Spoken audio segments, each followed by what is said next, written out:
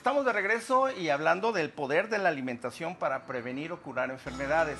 Conociendo nuestros alimentos, tenemos la mejor medicina que a diario la estamos comiendo o bebiendo y realmente ni sabíamos, ¿no? Entonces, este programa es para esto, para aprender que los alimentos nos pueden ayudar a salir adelante de muchas enfermedades, pero también cerrarle el paso a otras. Entonces, hablamos, por ejemplo, antes de salir del corte, y lo prometido es deuda, hablamos acerca de lo que son las grasas. Ajá.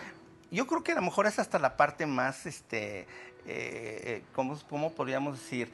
En la que hay muchas corrientes, ¿no? Y muchas dudas que los mismos médicos no saben, la verdad, en buena onda. A lo mejor ustedes porque tienen la especialización. Pero un poquito, pero aún así hay muchas cosas que hasta chocan. Uno dice una cosa, otro dice, si hablas de inflamación celular, entonces ya toma otra connotación las grasas. Pero bueno, hablábamos del colesterol, que esa es una de las partes que hay medios controversiales. Sí. ¿Es bueno, es malo? Yo no lo clasificaría ni como bueno ni como malo. Yo digo que el colesterol es necesario, o sea, necesario en su justa cantidad. Necesita. Claro que se necesita. Correcto. Entonces decíamos, las grasas saturadas, las que son sólidas a temperatura ambiente, fueron como muy satanizadas. Por ejemplo, en 1950, más o menos, fue el tiempo en el que se hizo por el ser humano otro tipo de grasas. Agarraron aceites vegetales que son líquidos a temperatura ambiente y les elevaron la temperatura, obviamente en la industria alimentaria, y les agregaron hidrógeno. Entonces hicieron grasas hidrogenadas, las que llamamos ahorita grasas trans. Esas grasas, obviamente, al entrar en calor y con el contacto con el hidrógeno, se volvían sólidas a temperatura ambiente, entonces cambiaban su forma, ¿no? Y entonces nació la margarina, nació la manteca vegetal, más o menos en los 50, le repito. Entonces, esas grasas fueron muy promocionadas como benéficas para el ser humano, ¿no? Porque venían de origen vegetal. Entonces decían, no, pues es que en vez de manteca, come manteca vegetal, que todavía existe. Si en vez de mantequilla o nata, come margarina. Entonces te va a ser mejor, va a ser más provecho para tu organismo porque es de origen vegetal. Entonces, incluso los médicos en ese tiempo también apoyaron esta moción, ¿no? Pero no había todavía una investigación al respecto. Y sucede que 15 años después o 20 años después, más o menos en los 70s, se dieron cuenta que las tasas de enfermedades cardiovasculares que se esperaba disminuyeran por el uso de estas grasas, pues nada, o sea, en vez de disminuir, aumentaron. Claro. Entonces, se dieron cuenta que estas grasas no solamente taponeaban, por así decirlo, igual que las grasas saturadas de origen animal, sino que además provocaban mucha inflamación a nivel arterial, aunque fuera con poquita dosis. Y ese es el peligro de las grasas trans ahorita. Ahorita sabemos que en los países de primer mundo está limitado su consumo, incluso prohibido, ¿no? Entonces, las grasas trans son aquellos aceites de origen vegetal que pasan por calor, que se pueden oxidar o hidrogenar, en este caso como se hizo en la industria alimentaria. Entonces, hasta la fecha mucha gente de esa época, digamos, piensa que utilizar margarina o manteca vegetal es más sano. Exacto. Y entonces hay que quitar esa idea porque nos estamos haciendo cada vez más daño, ¿no? Sí, claro. Y le digo, ahí lo peligroso es que incluso con poquita cantidad de grasa estamos causando una inflamación celular en nuestros tejidos. Exacto, la famosa inflamación ni siquiera necesitamos tanta cantidad como en la grasa saturada para que nos haga daño, sino que con poquita. Entonces, esas personas que, no sé, después de misa se detienen a comprar un churro a sus niños o a ellos mismos y que están utilizando, o sea, grasa que está quemada y requemada, y esa es grasa trans 100%. Entonces, que sepamos que le estamos dando al niño un pedacito de muerte, o sea, un pedacito de inflamación a su cuerpo, ¿no? Claro, Entonces, es importante el conocimiento en este tipo de cosas. Yo creo que ese es el punto, y como bien dices, probablemente tendríamos que hacer todo un programa para enfocarnos en cada uno de es un tema estas muy áreas, amplio. ¿no? Las grasas, sobre todo, ¿no? Porque hay algo, bueno, tú eres especialista en nutrición clínica, ¿no? Eres doctora y aparte tienes la especialidad. Y les comento que esta especialización va encaminada a irse hacia conocer la causa de las enfermedades. Y curiosamente, bueno, en este caso lo que se ha sabido, o lo vimos a nivel muy generalizado, es sobrepeso y obesidad. Eso ya lo sabemos. Pero en el caso del especialista en nutrición clínica, lo que va a hacer es justamente conocer los hábitos de cada persona y en base a esa alimentación saber por dónde puede ser la causa de la enfermedad o bien el riesgo que se está teniendo para ser vulnerable a adquirir alguna enfermedad crónico-degenerativa. Por eso nace también algo que antes era discutible, el famoso prediabético, la prediabetes, ¿no? Ahora ya se toma como que sí hay indicativos que pueden serlo, y probablemente la alimentación puede hacer que una prediabetes no se genere en una diabetes ya específica, ¿no? Claro. A ver, estábamos hablando desde el primer bloque de que se descubrieron algunos elementos en los alimentos de origen vegetal a los que se les llamó fitoquímicos por provenir precisamente del reino vegetal. Y esos fitoquímicos funcionan como ecorreguladores en el cuerpo. ¿Qué quiere decir? O sea, ayudan a que el cuerpo mantenga su equilibrio dentro del cuerpo, lo que le llamamos médicamente homeostasis, ¿no? Entonces, esos ecorreguladores, mientras más consumamos, nos van a dejar una función antioxidante bastante grande, que es lo que nos ha dado mucho interés en el ramo médico, porque sabemos que si tenemos algo que pueda ayudarnos en una función antioxidante, nos va a ayudar a prevenir sobre todo enfermedades crónico-degenerativas que se dan por oxidación celular.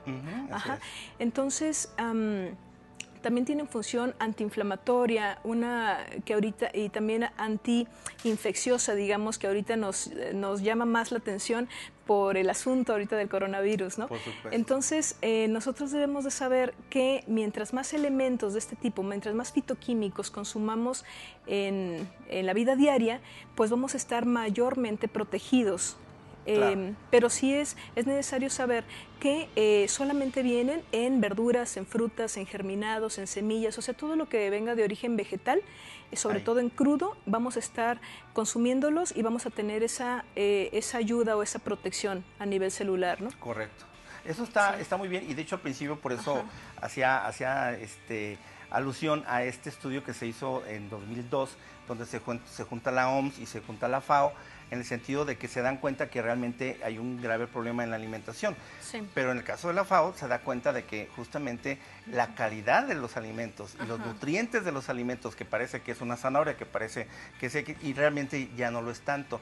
¿Por qué? Porque hay mucho problema con los pesticidas. Sí. Entonces, esa contaminación por pesticidas hace, o el aceleramiento que se hace en los cultivos, también da que al final resulta que los nutrientes que se esperan no son lo mismo. Entonces, yo creo que también eso es un punto que nos aleja mucho más a que haya un conocimiento generalizado del área médica hacia lo que es la nutrición. Bueno, es que me río porque la verdad toca temas en los que nos podríamos detener 2 horas más para hablar, ¿no? Por ejemplo, más como por ejemplo, esto de los agroquímicos, por los que dicen, es que no como frutas o verduras o tengo que pelar la manzana para poderle quitar eso, no es necesario. Realmente también hay estudios científicos donde, por ejemplo, si se deja sumergida la fruta, digamos en este caso una manzana, en agua con bicarbonato, se puede eliminar hasta un 70-75% de los agroquímicos con los que fue cultivada esa manzana. Está padre eso. Sí, claro, porque el bicarbonato ayuda a que, porque el agroquímico de hecho penetra a veces hasta 3 micras la piel de la fruta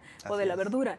Entonces, se estudió esto y ya se sabe, ¿no? Entonces, simplemente es como saber cómo poder contrarrestar esto, ¿no? Porque es como el salmón, que mucha gente dice, no, es que yo no como la piel del salmón porque viene contaminada de arsénico o de mercurio. Entonces, ¿qué podemos hacer con esto, no? No podemos a veces dejar de comer el salmón completo con todo y la piel, que es donde viene todavía más el omega 3. Sino que en este caso vamos a tomar a lo mejor alimentos quelantes que nos quiten ese exceso de metal pesado que nos pudiera llegar a hacer daño. Alimentos quelantes es todo lo verde, todo lo de hojas verdes. Tomar más hojas verdes en este caso, o sea, ensaladas diarias o incluso clorofila, ¿no? O algas marinas, como el alga espirulina, que es tan estudiada por la UNAM y el Politécnico, ¿no? Claro. Como el alga clorela, que también son de las 2 algas marinas más estudiadas aquí en nuestro país. Entonces hay que contrarrestar, como dice usted, los efectos que pudiera tener el tipo de producción de verduras y frutas. Esos tips están muy buenos, ¿no? Y de hecho, inclusive hace rato que planteabas lo del pH, también se dice mucho lo de consumir bicarbonato, ¿no? Vía oral. Entonces hay muchas cosas que se dicen, ¿no? Pero aquí... Y de las que podemos hablar. Las que se pueden hablar. Bueno, sí, pero es muy amplio. uno de los puntos entonces que podemos concluir ahorita que nuestro sistema inmunológico va a depender totalmente de la alimentación. Si no hay una buena alimentación, nuestro sistema inmunológico va a estar debilitado y vamos a estar expuestos a cualquier enfermedad.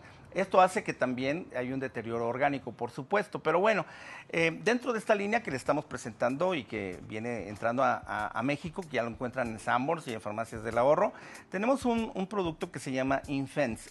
El Infense va a reforzar lo que es nuestro sistema inmunológico y por supuesto las defensas.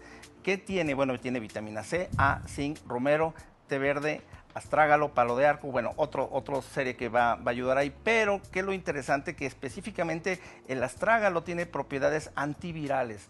Estas propiedades antivirales y antibacteriales antibacterianas, perdón, va a ser de mucha utilidad en este momento. Reduce el tiempo de recuperación en las infecciones virales, evita que se compliquen las infecciones respiratorias y obviamente va a reforzar el sistema inmunológico. De esta forma, ahorita sería mucho más indicado en este momento porque les puedo comentar también que todos los componentes de estos productos están libres de pesticidas. Esto quiere decir que son puros, son de muy buena calidad y ya lo tenemos aquí en nuestro país. ¿Cómo se llama? Se llama Infense. Nos pueden llamar, inclusive nuestro teléfono también va a estar apareciendo en pantalla, si quieren inclusive tener alguna consulta con la doctora o si en su momento tienen duda de estos productos, llámenos y con todo gusto los vamos a orientar para que también tengan respuesta a todas sus preguntas. Vamos al corte y vamos a regresar con la doctora y con este tema que es muy interesante. Y un tema inagotable, sí. Pero muy interesante. Y vamos a hablar de qué alimentos pueden ser ya específicamente para prevenir o cuáles nos pueden ayudar a curar inclusive algunas enfermedades y por qué no controlarlas como en el caso de la diabetes. Así que bueno, vamos al corte y regresamos.